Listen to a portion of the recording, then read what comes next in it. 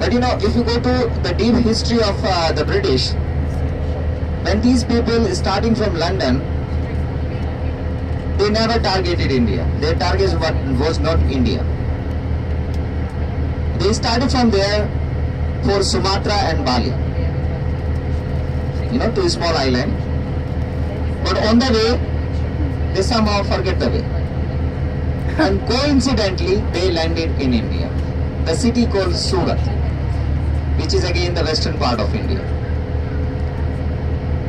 And when they came here, the fourth Mughal king, Jahangir, the father of Shah Jahan, he was ruling here in India that time.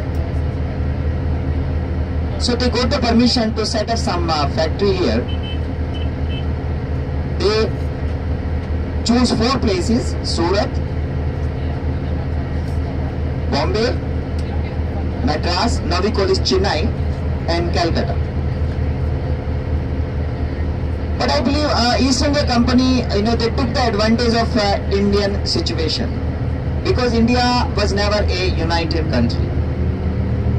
India was always ruled by different Raja Maharaja. Raja means having a small territory, Maharaja means having a big territory. And these Raja Maharaja, they used to fight quite frequently. So they were not united. If somebody targeting one ruler, rest they were enjoying, they were not helping. So mid of 18th century, 1758, they start collecting tax from 3 states of India, eastern part of India, Bengal, Odisha and Bihar. These are 3 states. And slowly, they start taking over another part of India with the local ruler. 1857, that was the year when the first war for independence was fought. And British call it a mutiny, rebellion. We call it a first war for independence. But unfortunately, that war got failed, because there was no proper leadership from the Indian side. And eventually, East India Company was also dissolved by the royal family. And India came under the rule of the British Crown till 1947.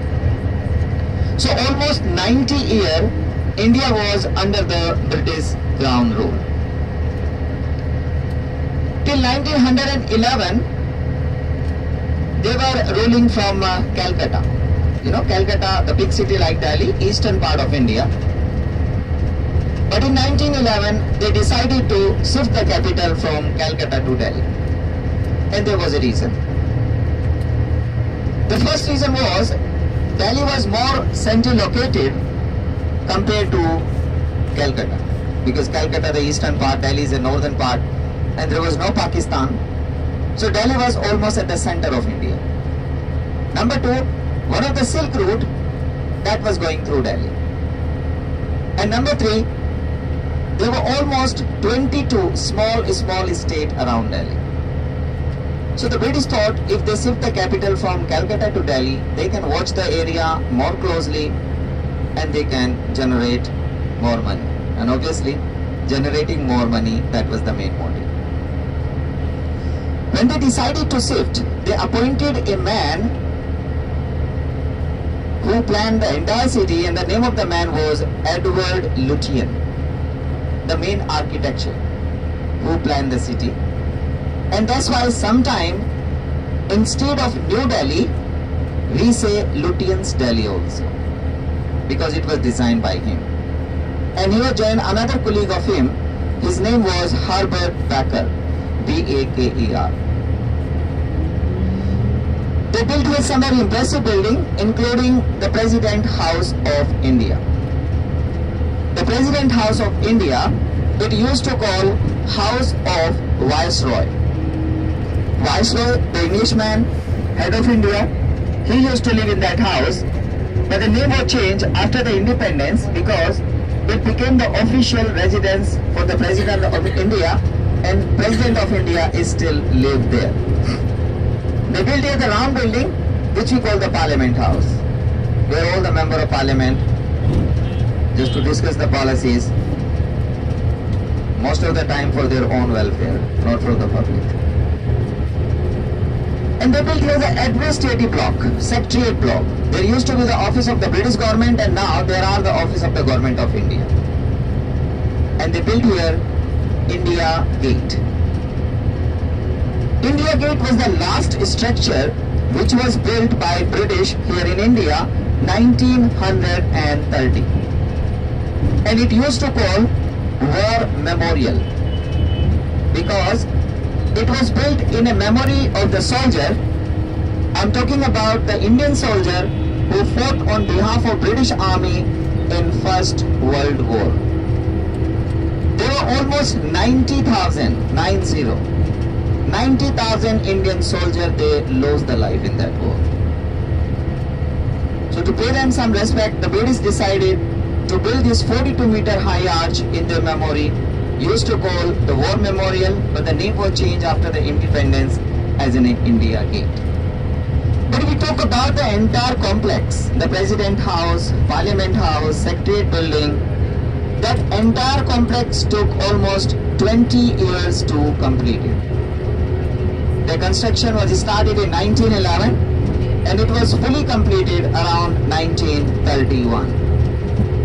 But I believe British never thought they have to leave India so early because they used those buildings only for 16, 17 years.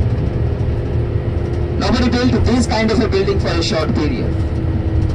For example, the President House of India or the House of Viceroy, that is the biggest palace for any head of the state in the world.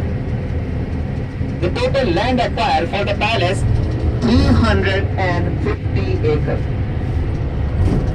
And inside the building there are 355 big well decorated rooms. And apart from that there are two separate wings, one wing to live the president and another wing if some dignitary are coming to see the president. So that is the biggest palace for any head of the state in the world. So you can understand British definitely plan to stay here either forever or maybe another 100, 150 more years, but that didn't happen. And they finally were thrown out or left in 1947, 15th of August. Yes. You know what we are going to do here? We'll get down in the parking area of the India Gate. You can walk up to that big arch. You can use your camera, you can take picture, there is no problem in that. When you go close to the arch, you can read some name of the soldier on the wall. 13,000 name engraved there, all around the wall. And down and then you will see the black platform where the eternal flame is burning. That platform was built by the former Prime Minister of India, Mrs. Indira Gandhi, in a memory of the soldier war between India and Pakistan, 1971. And after that, we will take the round of other buildings, President House, Parliament House, Secretariat buildings, but we are not going to get down there because bus stopping is not allowed. But we can take the slow round, so you have an opportunity to click the picture from the moving bus. So the name of this place called ITO, Income Tax Office, that side, and there's the police. So for their protection. Oh my goodness.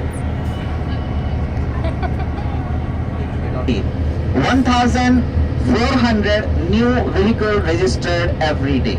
Wow. And out of 1,400, roughly 400 are car. So 400 car added on Delhi road almost every day. And you know what is the main reason? Main reason is the financial policies. Getting a loan from the bank is very easy.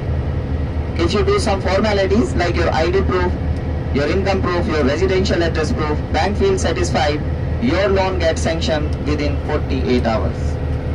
And you can work in any showroom with a minimum money and you can comes out with a brand new car because bank finance up to the 85% cost of the car. But remember, bank charge very high interest rate in India. You know what is the interest rate here? You start from 10% and goes up to 14%, which is very high compared to many other countries. Even buying the house, 9.5% to 11%. So traffic is increasing, the by day.